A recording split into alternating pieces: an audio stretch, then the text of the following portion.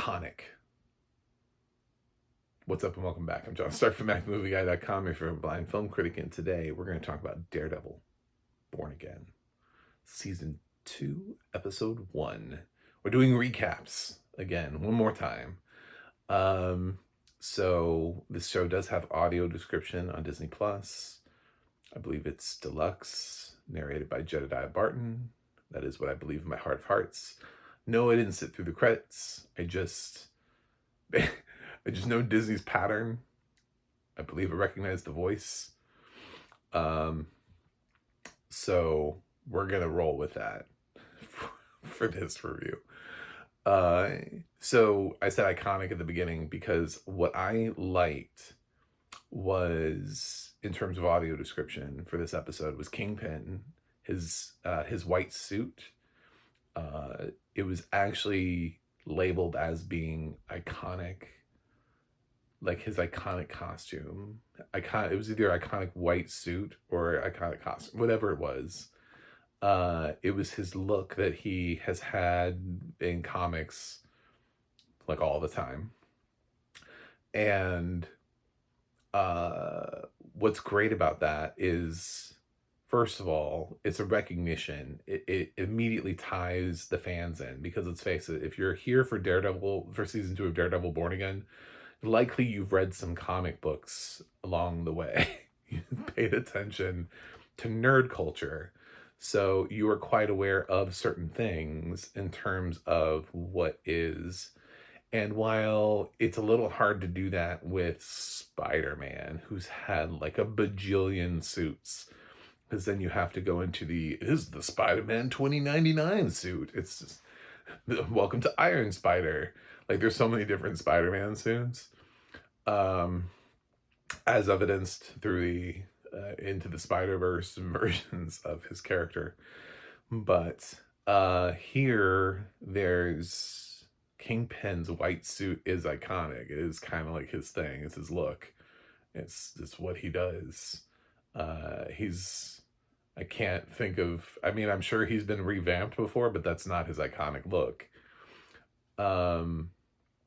So it immediately drew that in, and it gave the idea that there are people who are listening to audio description that might know what the look is to begin with, which sort of indicates the fact that over the course of history, over the course of nerdism and comic culture and all that kind of stuff, that blind people have found a way, even generally blind people that would be using audio description, not just people like me who lost their vision and then, might actually know what the iconic look of Kingpin is. The suggestion, the audacity, I love it. I think it's great because it tips its hat to those of us who are nerds, who the payoff is there, to not speak down to us, to like have to over explain, and to just recognize it's his look, dude. You know what I'm saying? It's like, for those of us who, or you, because it's not me, who are not nerds and who are for some reason only watching Daredevil Born Again and have never read or done anything with comic books, so you don't know it's an iconic look. It still tells you what the thing looked like. So we're back, and when's last we left off, this series was getting way too close to home in terms of taking over and sending troops out, and in the battle, his goon squad of cops that is the anti-vigilante squad. It's important to note that they filmed season 1 before any election, so season 2 was already in production, because this got a 2-season order initially.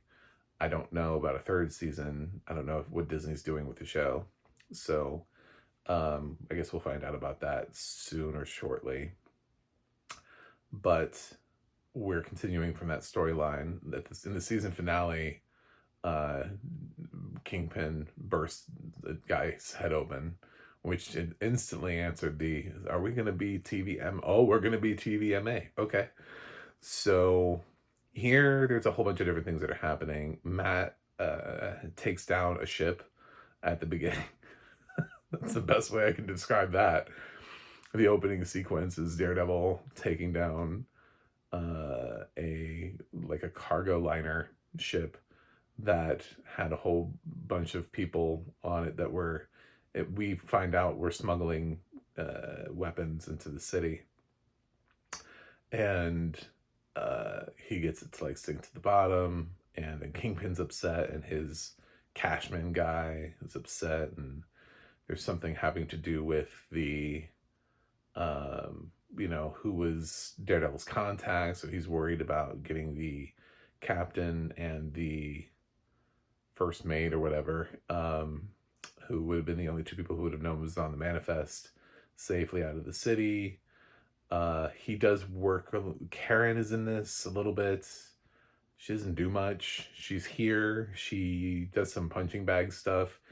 I love that there's a moment too where we don't know who he's about to walk up to, where she's like kicking and fighting and punching a bag, and we don't know it's her at first, and Matt's like creeping up, and oh, it's Karen. It's like, what?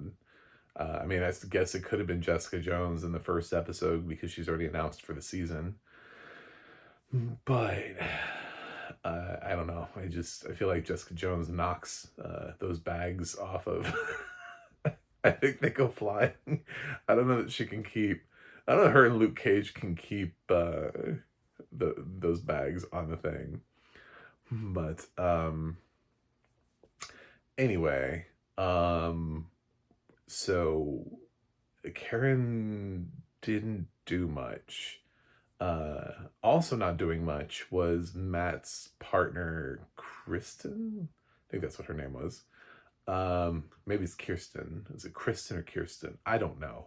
She's such a minor character now. The one that used to be part of the law firm. She's working on defending the swordsman, who we see a little bit of because Heather, Matt's ex, who he saved from Muse, who is losing her mind, she now works for Kingpin as his psychologist, and she hates vigilantes because I guess she equates them with Muse. So she's like a total dick to the swordsman, and is doing a psych eval on him and is making him look crazy. But then she keeps seeing Muse standing there, like from last season, like he's gonna kill her or something, and it fuels her to want to get more vigilantes off the street. Anyway, so there's also a district attorney that comes into play, and he talks a little bit with Kristen, who's representing the swordsman. Her law firm is basically, he says it's no longer I'm gonna get the references wrong, like a white shoe firm, right? White, yeah, something like that. And it's now like legal aid. And she's like, at least I can sleep with myself. I'll sleep, at the end of the night. So we do see him later on. He has a second scene where he'll call Heather and ask her to manipulate the psychology report to make it look like the guy's like a narcissist or whatever, or I forget. There's some way he's like, if you could rewrite this psych eval so that it says this instead, so he's a sociopath, that would be better. I could really win, with the jury. So they're all kind of minor characters, not doing a whole lot this time. The swordsman is a little intimidated when Heather threatens to send guys in to beat the shit out of him. I don't really know the swordsman that well, but whatever. We do see BB. She exists. She actually opens with a little thing where she's interviewing this guy who's super excited. He's like, New York's back, baby. So then she kind of just spends a little bit of the time with Blake. And then she'll end up talking to Karen at the end. She also doesn't do much. She just is kind of still around. Blake doesn't even do much. Um, Michael Gandolfini, doesn't really do much here either, because he is not quite involved in the stuff that Kingpin's getting involved with. Cashman is a little bit closer to that. Cashman doesn't do much either. He just kind of stands around Kingpin. Cashman does have a big scene, though, where he comes in and they have caught the captain of the ship, the various goons of, I'm not going to name them. I don't think there's a single person in Kingpin's police goon squad that matters at this point. But one of them is beating the crap out of the captain, and Cashman comes in and is like, have you tried offering him a spot of tea? Usually that works. And which is ironic considering what he does is he walks in the room and blows the guy's head off. So I what happened to your tea, dude? It's interesting too, because he didn't get any more information out of him. He just chastised the other guy for beating the crap out of him, and then he shot the dude in the head. So I feel like we're gonna know more about Cashman and his reasons behind that pretty soon. Who else doesn't do a lot in this episode? Kingpin's wife really doesn't do anything that isn't in the same room as Kingpin. She's just always there. There is this new character played by Matthew Lillard who plays Mr. Charles, who's clearly some sort of fixer / lawyer person. He just kind of shows up in New York. He comes from Langley, is what Kingpin introduces him as. And while Kingpin is in the middle of getting chewed out by the district attorney, Mr. Charles walks in and he's like, yeah, you're going to want to pick up your phone. And that guy, like, 180'd super quick. I don't know why. I don't know what could possibly have been said to him. He gave a name. I don't know if that's the governor or the president. I have no idea. He said Mrs. something, Miss Delacourt, or I don't know, something. I'm sure it was a comic book reference that I didn't catch because he was also speaking kind of like under his breath, and I was like, what the fuck did he just say? Anyway, but immediately he was like I said, we're here to offer you support. It's not what you were saying at all. Why don't you just tuck your tail between your legs and just leave at that point and be like, never mind. Like, why does he pretend like he was saying something else? Anyway, so Mr. Charles is there, and Kingpin doesn't like his brash, sort of overconfident attitude, but he's there to help fix, and they talk about the ship. And they're like, well, we have to go down and get the stuff. And Kingpin's like, well, I got plenty of guys. I trust them. I'll go down and get it. And he's like, good. So you'll be okay with killing them off afterward. And Kingpin's like, well, good men are hard to come by. So he doesn't want to just kill off his police force. But so Mr. Charles figures out how to suggest that they put together a list of people, that he'll assemble a list of people who can do the job and then be easily killed off and nobody will care / notice. So he's devious. The Tarantino's favorite actor, Matthew Lillard, is here, doing perfectly fine work, by the way. For anybody who's like, I listen to Quentin Tarantino too much, I don't like Matthew Lillard now. It's like, he's fine. He's fine. His character here is supposed to be mysteriously evil. Like, you're not really sure at what level. How evil is he? How is he connected? Does he have powers? You know, like, what does he do? He's just like this enigma right now. Matt spends the whole episode kind of bouncing around between different places and things, trying to find the captains, trying to, at one point, Cherry goes and visits Kristen. He doesn't do much this episode either. He goes and then he goes to talk to Daredevil, like down by the boardwalk, down by the sea. Anyway, he gets like a table reservation for Red something, and he's like, ooh, I have a reservation, and I guess like that's their code for him to meet Matt, because Kristen thinks Matt's missing, but Cherry knows, and Cherry is now a retired detective, no longer an actual detective. So Matt meets with him, and Cherry gets abducted by Goon Squad. Daredevil goes in to face them, but Daredevil ends up getting beaten up by these cops, and they rip off the mask. They realize it's Matt Murdock. And what was really interesting and creative here was the fact that then, right as Daredevil looks like he's about to be, you know, I don't know, killed, captured, whatever, a knife bounces around through the room and perfectly kills all of the uh guards in the room, and it's from Bullseye, and it just says like "You're welcome."